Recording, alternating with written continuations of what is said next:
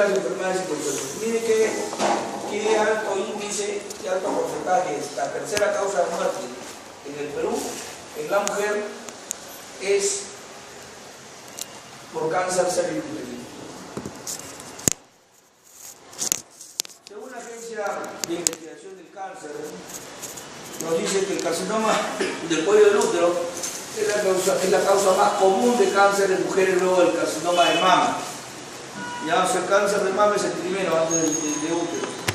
Pero ahí nomás está el cáncer cervicuterino. El mapa de distribución de la incidencia del cáncer en los 5 continentes, en rojo nos hace ver cuáles son los que tienen una mayor incidencia de esta patología.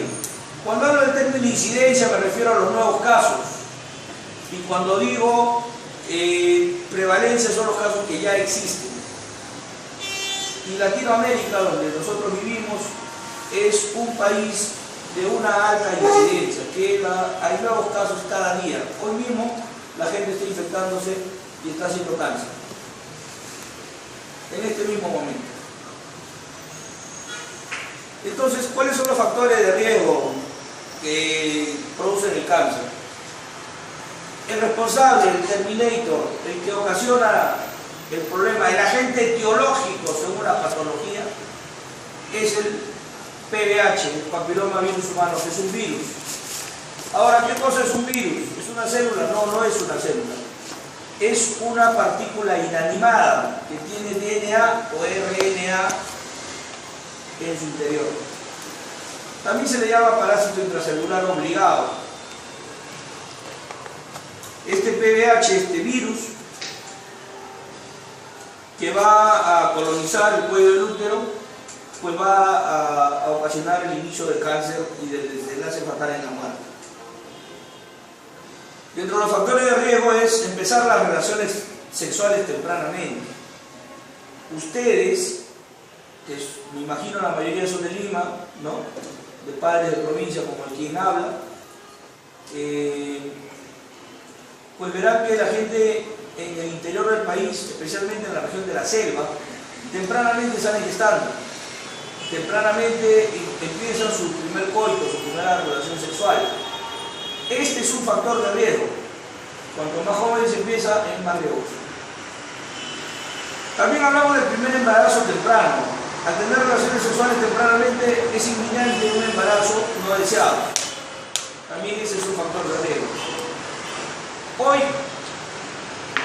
en el año 2014, se ve una promiscuidad, lamentablemente. Antes era solo el hombre. Hoy también es la mujer que, con esto de la igualdad entre el hombre y la mujer, quiere tener igual pareja que el hombre, y el hombre se cree un general con cuánta mujer tiene. Entonces, el tener muchas parejas sexuales también es un factor de riesgo. También las mujeres multíparas tienen hijos como conejos, más de 5 hijos, también son un factor de riesgo. Ábrele por favor a tu compañero. El fumador no te hace un cáncer cérvico-vaginal. Más temprano, por favor. Más temprano, aproximadamente. ¿Ya? El fumador no te hace un cáncer cérvico-vaginal generalmente, pero sí te hace un cáncer de útero, que es distinto al cérvico-vaginal. El exceso de anticonceptivos orales, ahora con esto de la píldora el día del siguiente, dice, está en solución, metí la pata y me tomo la pastillita. Pero no saben que la pastillita tiene doble filo. La pastillita te librará en el momento de no conseguir un nuevo ser, pero te está predisponiendo al cáncer. Si no lo sabían, ya lo saben. Hay que tener cuidado con ese uso irracional de los anticonceptivos orales llamados píldoras del día siguiente.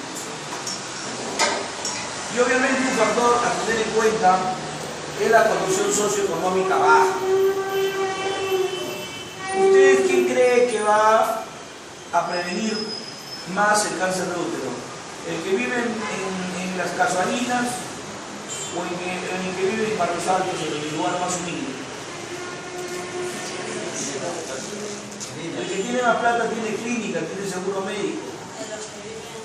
Y la gente humilde también tiene acceso, pero no, de repente tiene miedo y todo lo que es desconocido causa temor. Y de repente no tienen la idea de qué cosa es el cáncer y que cuántos años puede hacer hasta llegar a quitarle la vida. Entonces el nivel socioeconómico también es fundamental.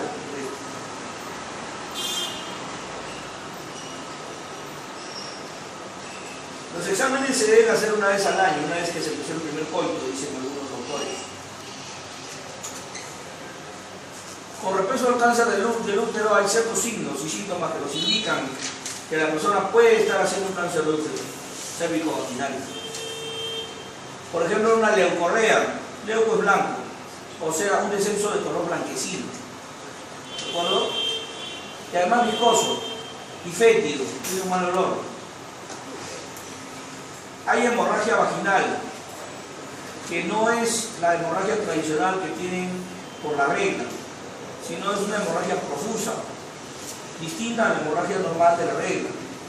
Y después de tener relaciones sexuales también sangran en exceso. Después hay metrorragias, que son más que hemorragias, no son sangrados excesivos que pueden llevar a la persona a un desmayo o a una situación mucho más comprometedora en el cuerpo. Y naturalmente hay un dolor a nivel de la cintura pélvica. La cintura pélvica está formada por los dos huesos. Señorita, necesitamos que llegue. Pase.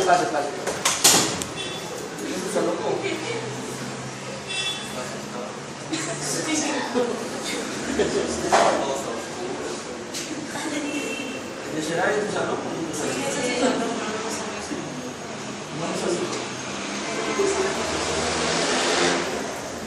Anda de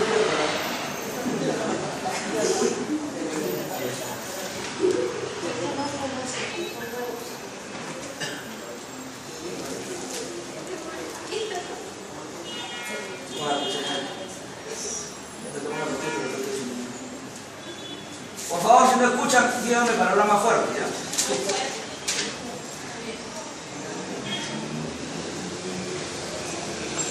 A la que recién entra, por favor, el horario es 5:45. También tenemos un olor a nivel de la pelvis, y no es por la relación sexual, sino es por el cáncer que está avanzando. También tiene signos de obstrucción urinaria, una sensación de querer orinar y no poder hacerlo. ¿De acuerdo? Esos son signos. Ustedes están estudiando en el Instituto Carrión, una carrera de salud. Significa que hay que tomarse esto bien en serio. Si ven un familiar, una amistad, un allegado, y ven que tienen estos síntomas, pues hay que sugerirle que vaya al hospital a pasar por la consulta médica, por un Papa Nicolau, por un despistaje. Muchas mujeres no van porque tienen miedo. Piensan que hay una norma en salud que se llama que todo lo desconocido causa temor. Pero peor, el cáncer de útero es una cosa que se puede prevenir. Y si le tienen miedo es peor. Mejor es darle cara y solucionar el problema y salvar tu vida. Así que eso hay que aconsejar a las pacientes, a la gente en general, a los allegados, etc. En esta lámina ustedes pueden observar el virus del papillomavirus humano, que es este de acá, esta partícula viral. Acá tú tienes al útero, con sus anexos, tanto lo que es la trompa, como la fimbria y el ovario. Por si acaso tengo órganos humanos cervicuterinos. La siguiente clase lo vamos a hacer prácticamente. Traigan guantes, todos los tres, para que empiecen a tomar fotos, lo que sea. Úteros normales y patológicos. Esta región es del fondo, el cuerpo y el istmo o cuello del útero. Justamente en esta parte de acá, del cuello del útero, está una región que se llama la región escamocolumnar. Y en esa zona es donde el virus va a atacar y va a producir primero una hiperplasia, una displasia de la antigua clasificación leve, moderada y severa, y finalmente se da el tumor o cáncer. El cáncer va avanzando progresivamente. Y no lo hacen un día ni dos, lo hacen años. Por eso te digo que cuando una persona ya hace metástasis irreversible, en realidad eso es algo que nos tendría que avergonzar a todas las personas que estamos en el área de salud. ¿Por qué? Porque es un cáncer que se pudo prevenir y se pudo salvar la vida del paciente.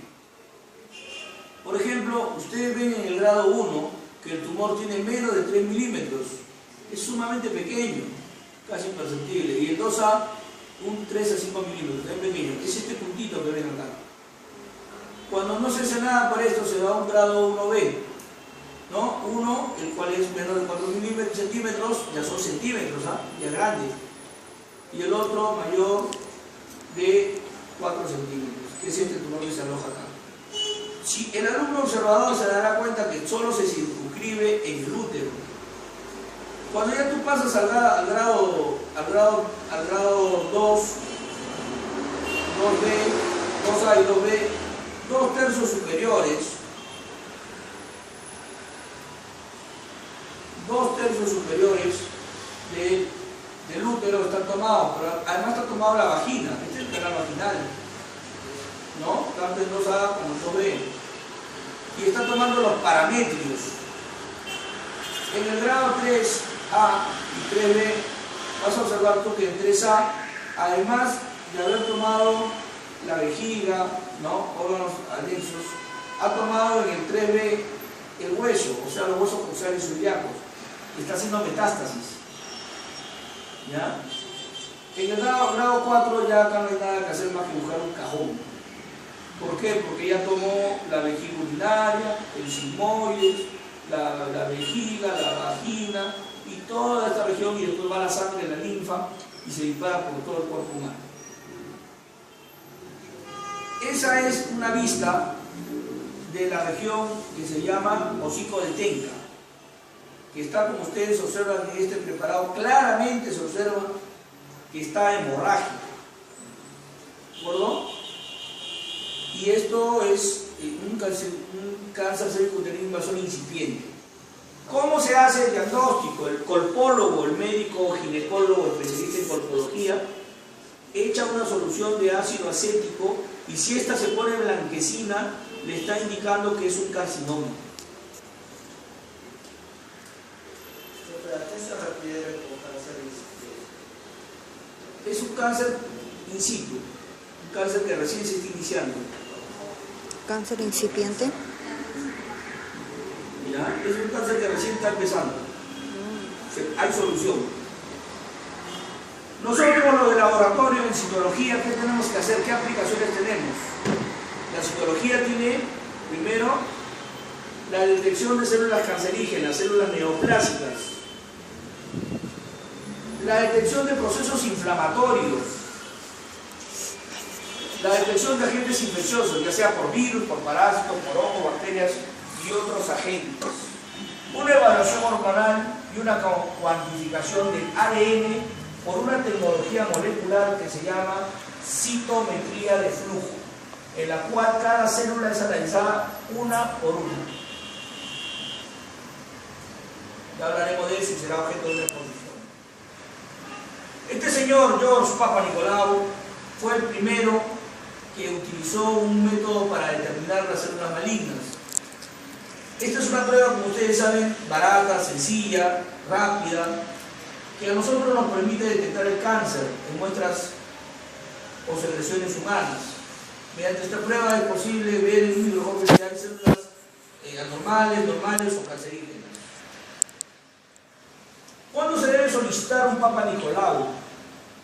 Según la United States Service for nos recomienda que el Papanicolaou se debe pedir cada 3 años. Es un concepto con el que yo en lo personal no estoy de acuerdo. ¿No? Según la Society American Cancer nos dice que se sugiere una citología una vez al año. Yo entraría más en este concepto, una vez al año. ¿De acuerdo? Y según el College American nos recomienda que la citología 3 años, tampoco estoy de acuerdo con esto, y el College American de Patología nos dice que se debe hacer una citología a una mujer a partir de los 18 años. Tampoco estoy de acuerdo. porque la mujer puede haber tenido coito desde los 13, 14, 15, 16. Ustedes dirán que usted es un monstruo. No, es la realidad del Perú. Y le digo porque he trabajado en todo el Perú y especialmente en la selva, y yo les puedo decir que jovencitas se pierden su actividad muy jóvenes. No solo en la selva, sino también en las grandes urbes. ¿Cómo se debe preparar al paciente para utilizar las condiciones de la muestra? Está fuera, obviamente, de su regla, de su periodo menstrual. Lo ideal es que esté a la mitad del ciclo, del día 10 y 18. No realizar duchas vaginales, ¿no?, previo a la realización de la toma, ni excesos de lavado, como dije el otro día. No usar tampones, geles, anticonceptivos, crema vaginal en sus hombros por 48 horas. ¿De acuerdo? Porque eso puede alterar la prueba. Y obviamente no hay que tener coito 2 días antes del examen. Mucha gente no hace caso y después estamos viendo pescaditos dando vueltas.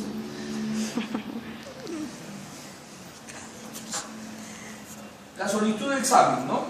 Quiero que lo observen ahí detenidamente, ¿ya? Un segundo. Última regla. FUN, fecha de última regla. Sí. FUN. A FUN. Los datos personales, ¿no?, la fecha de última regla, si ha gestado o no, si ha abortado, fecha de cuándo fue su último corticolado, si después de tener coito o relaciones sexuales está sangrando, si hay flujo blanquecino, si hay resultado, si se hizo un PAP, cuál fue su resultado. El examen ginecológico fue normal, positivo, hubo erosión, ulceración, etc. La anatomía del cuello del útero.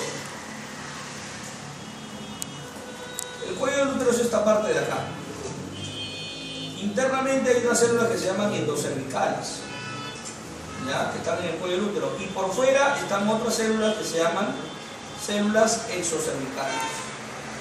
En medio están unas células que se llaman células transicionales. Lo normal es esta posición. Acá ustedes tienen lo que corresponde al cuello del útero, ¿no?, y la vagina. En edad fértil. Ya cuando está en menopausia, pues esto se cae, ¿no?, y obviamente la parte también celular decrece por la carestía de estrógenos.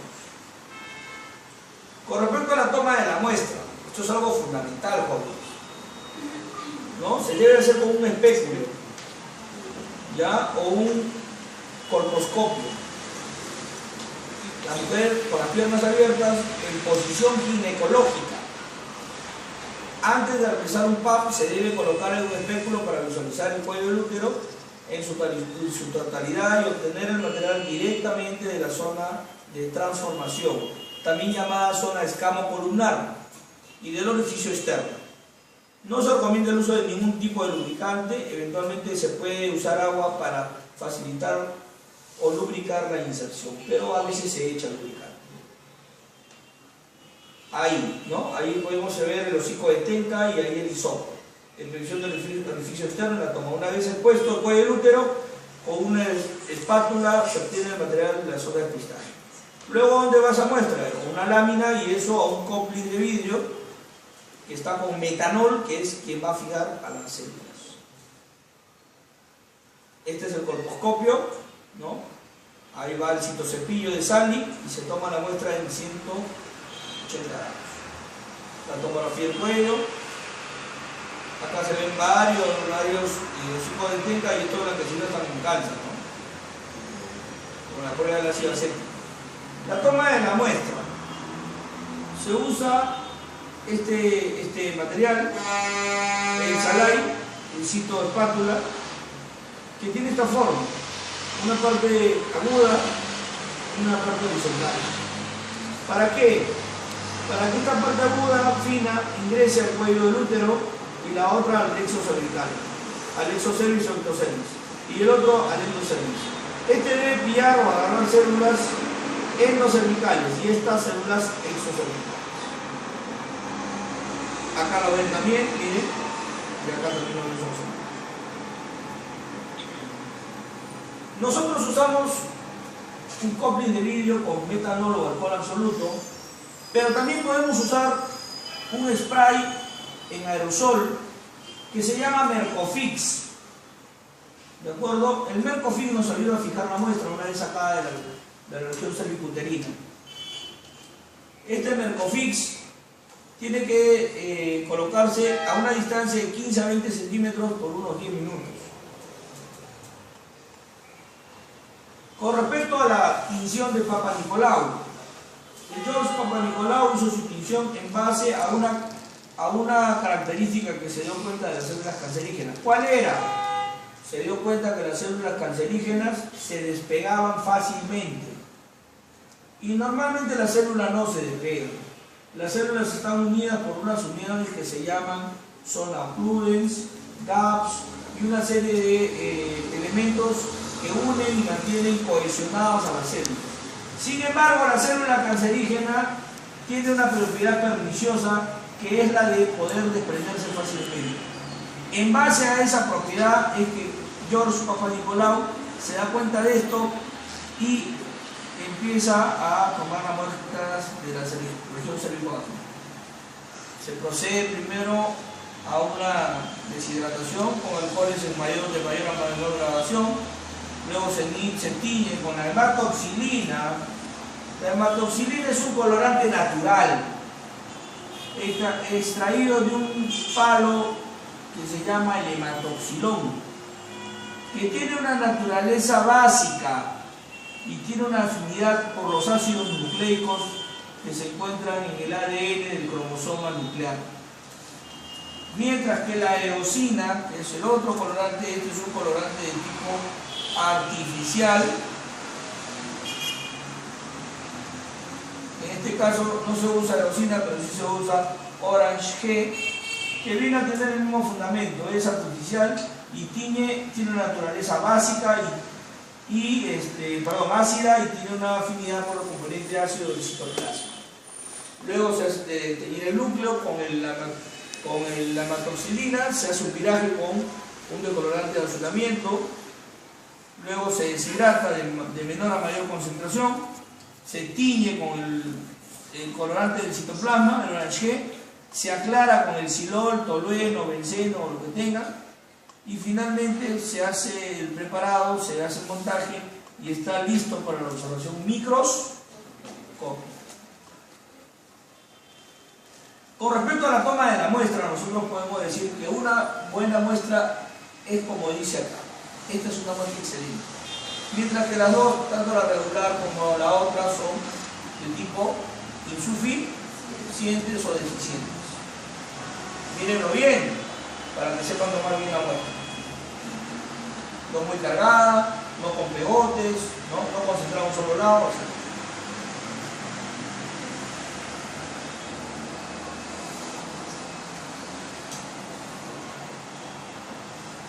Quiero que observen bien esta imagen.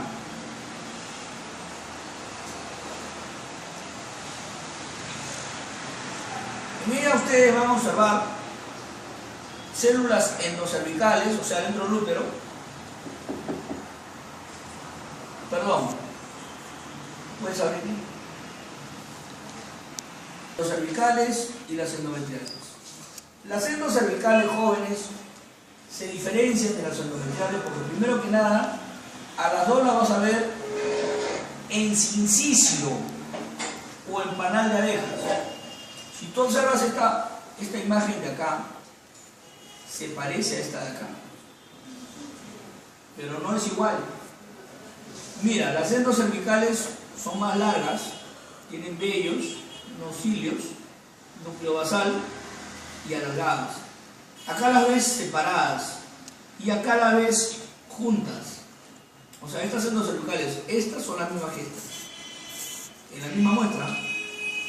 Y acá las ves en fila india o, como le decimos los citólogos, en empalizada. Cuando están así todas juntitas, tipo fila india, se llaman células endocervicales en empalizada. Pero también las puedo encontrar no solamente en fila, también las puedo encontrar apiñadas y se llaman en sincicio, cuando están así apiñadas. ¿Qué puedes diferenciar tú entre las endocervicales y las endometriales? Que las células que están apiñadas o en sincicio se diferencia claramente esta célula de esta otra, de esta otra. Cada una se nota su citoplasma y se diferencia una de otra. A diferencia de las células endometriales que son más chiquitas y además no diferencio una de otra. Están como borrados los límites. ¿Se dan cuenta?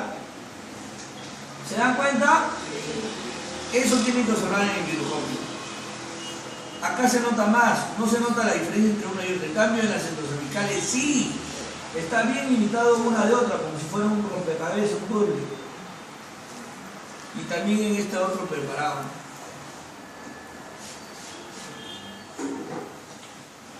Célula con citoplasma cianófilo, o sea, azulado, poligonal y amplio, con núcleo pequeño, central y vesicular. Se habla de una célula intermedia. Las células escamosas son basales, parabasales, intermedias, bajas, altas y las superficiales, las más maduras. Esta es una intermedia. Células con citoplasma eosinófilo, este era basófilo, ¿te acuerdas? Eosinófilo amplio, de manera poligonal, delgado, con núcleo pignótico, es una célula superficial. Núcleo pignótico o núcleo en punta. ¿Ya? Entonces esa es una célula endocervical. Mientras que esta otra es una célula Endometrial. paramedia. Muy bien. Acá ves células de tamaño variable en forma ovalada, citoplasma cianófilo y núcleos centrales. Se observan otras de parecido, ¿no? Tamaño poligonal y citoplasma denso. Además, intermedias bajas. En estas hay un predominio de las pignosis, núcleos puntiformes.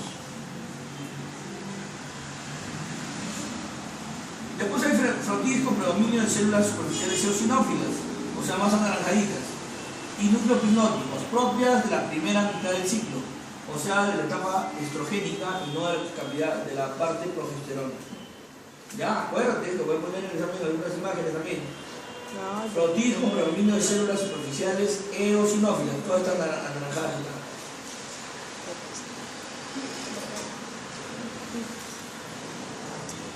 ¿Qué células son estas? Las endocervicales, que están empanizadas, ¿no? Con núcleos activos del polo basal y citoplasma ocupado por moco. Estas también son endocervicales, se diferencia bien una célula de otra. Y ahí quedamos esta parte, ¿de acuerdo?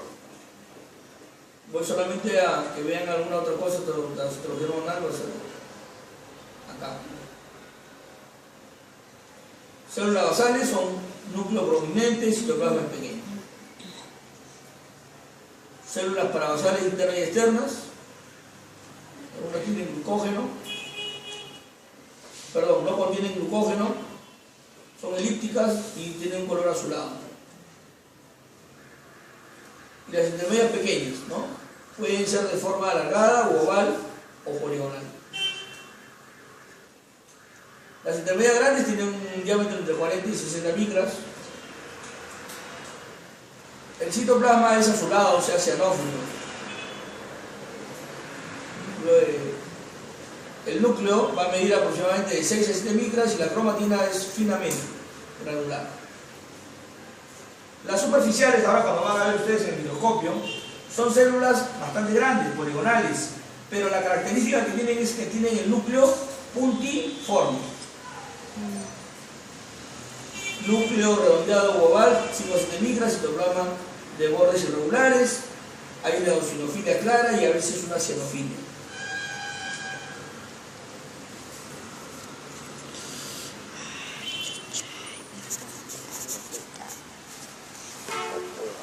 Acá pueden ver varias, ¿no? Células endocervicales, también células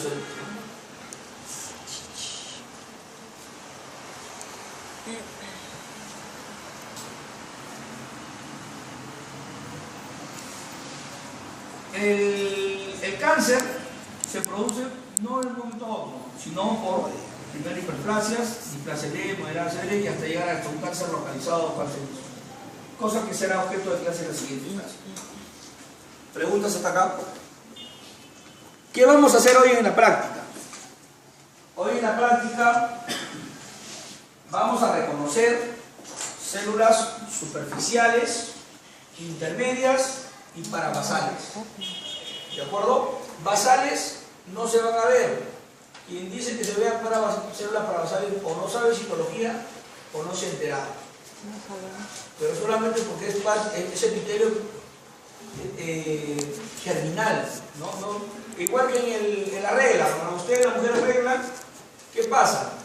Cae el endometrio funcional, pero no cae el endometrio germinal. Ese siempre está ahí para producir. ¿De acuerdo? Muy bien. Delegado, el curso totalmente está ahí, todo completo, pero tengo más clases. Por favor, un UCB y ya mismo cópialo y lo entregas a tus compañeros para que ya tengan todo el curso completo. ¿Ya?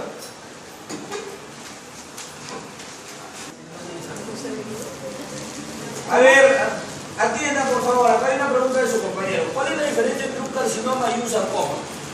Un carcinoma es un cáncer que ataca al tejido epitelial y un sarcoma es un cáncer que ataca al tejido conectivo. Ejemplo, cáncer en el intestino delgado se llama carcinoma del duodeno o el intestino delgado. Cáncer que ataca al tejido conectivo, por ejemplo el que ataca al hueso. El hueso es tejido conectivo, por ejemplo el osteosarcoma.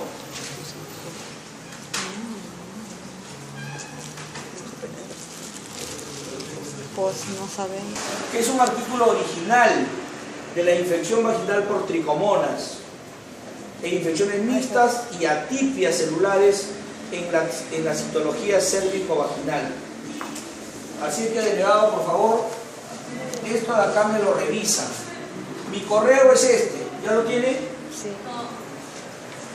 Quiero que de la Vamos a misión ver. necesitamos columnar. ¿Cómo es? Sí, padre.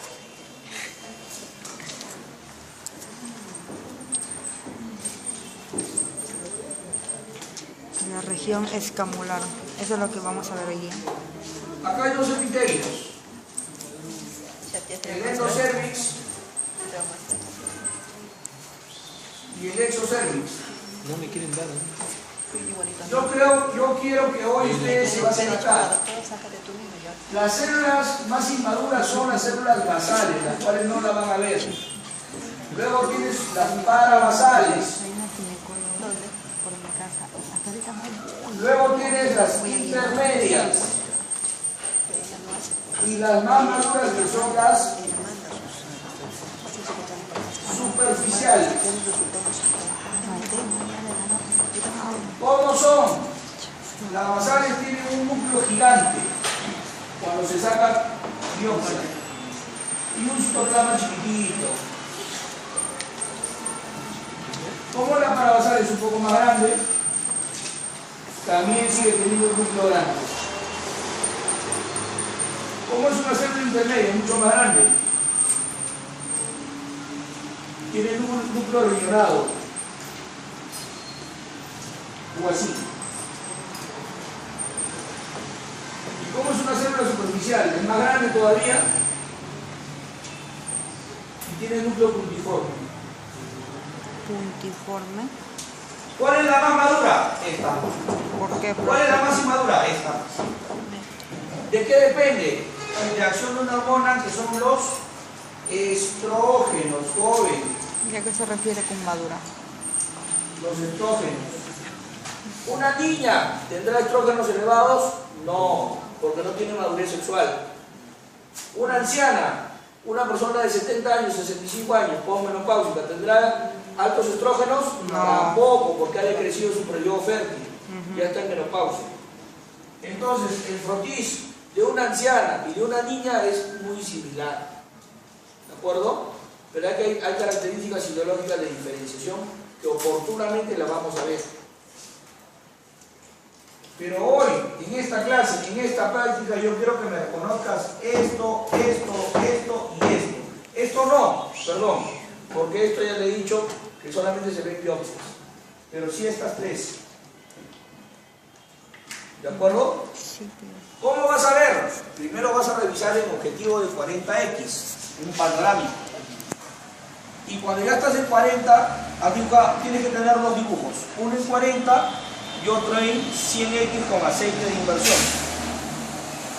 No tienes que irte donde todas las células están aglomeradas, sino donde las células están separadas para poder diferenciar una célula de otra. ¿De acuerdo? Muy bien. Creo que estamos ya en la pausa. Nos falta todavía. Entonces agregamos ¿cuántos son ustedes en total? 24. Ya, por favor, sus 40 céntimos de agregado. Van a hacer un círculo, tienen que tener un compás o algo redondo.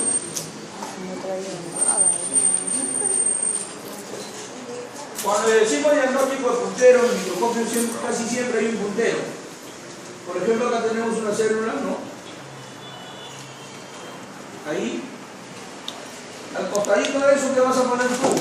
Leyenda. Célula superficial. ¿Es azul o es anaranjada? Si es azul, cianófila.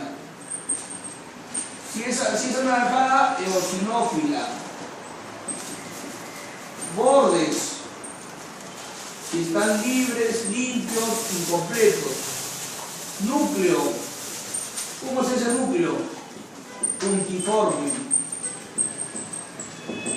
O sea, vas a empezar a describir esto si yo te pido diagnóstico de campo. Si yo te digo diagnóstico de puntero, esto, lo único que tenés que decir ahí es célula superficial.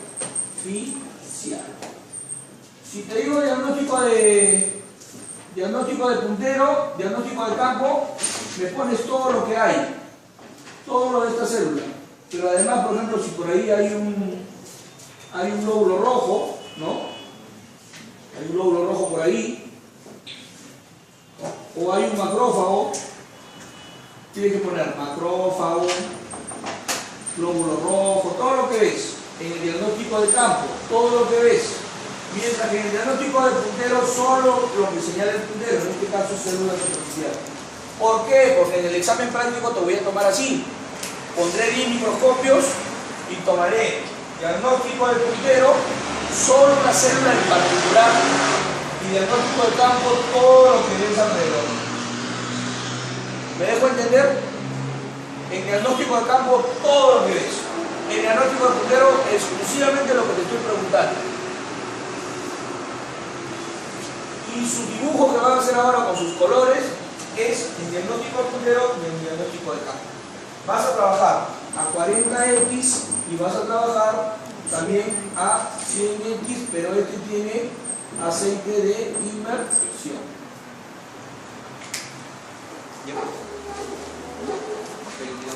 La madura es núcleo puntiforme.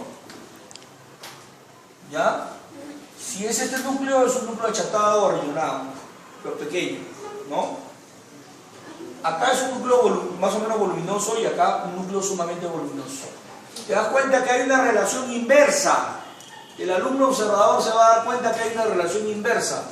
Las inmaduras tienen mayor núcleo, núcleo escaso, citoplasma escaso.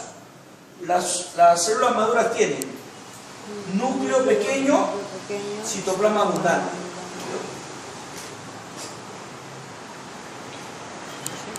Del estrato exocervical, con el nombre diciendo muy bien, por favor, atiendan, no sean malitos. Del estrato exocervical, ¿ya?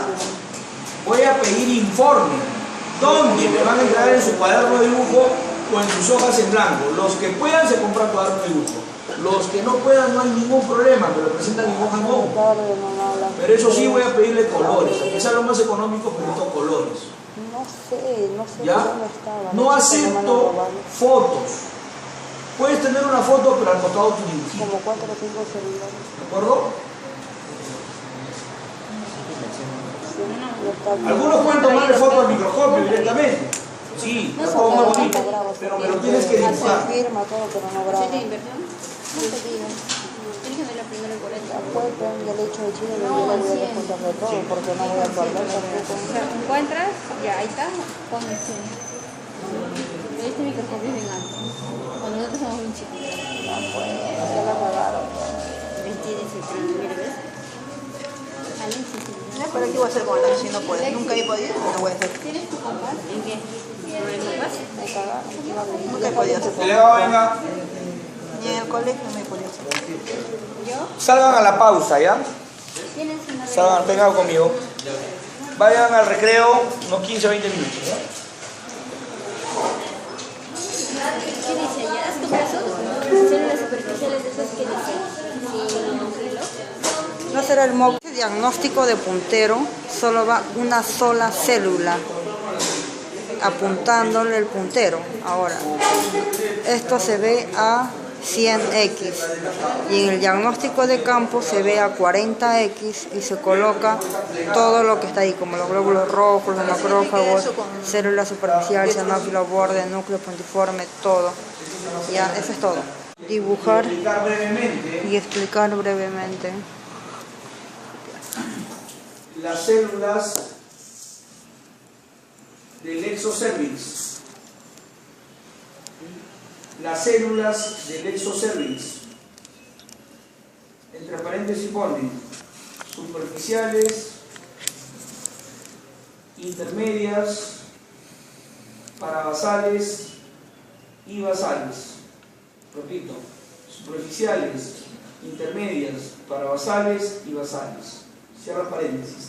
¿Qué es lo que quiero que hagan ahí? Que me dibujen una célula superficial, una intermedia, una parabasal y una basal, pero además que me digan cuánto es en la medida normal de una superficial, cuánto mide, cuántas micras mide, qué color tiene, por qué tiene ese color, por qué puede cambiar de color, de qué tamaño es su núcleo, de una superficial, de una intermedia, de una parabasal y una basal. ¿Ya? Eso quiero que me lo escriban brevemente. Quiero cuánto mide, de qué tamaño es el núcleo, de qué tamaño es el citoplasma. ¿Sí? Semana, doctora, ¿puedo continuar? Esos cervicales. Sí, puedo continuar. La otra semana me tienen que conseguir tipo nota por lo menos 2 láminas de citología infecciosa. ¿Qué? Citología infecciosa, con infección. Todos consiguen, no voy a pensar que el profesor Ampuero está abusando, quiere, por si acaso las láminas se las quedan ustedes, a mí no me interesa. De citología infecciosa, Gardnerella, Tricomona, me consiguen 2, cada uno. ¿Cómo se lo consiguen? Es su problema. Cada uno ahí se busca la vida. Es el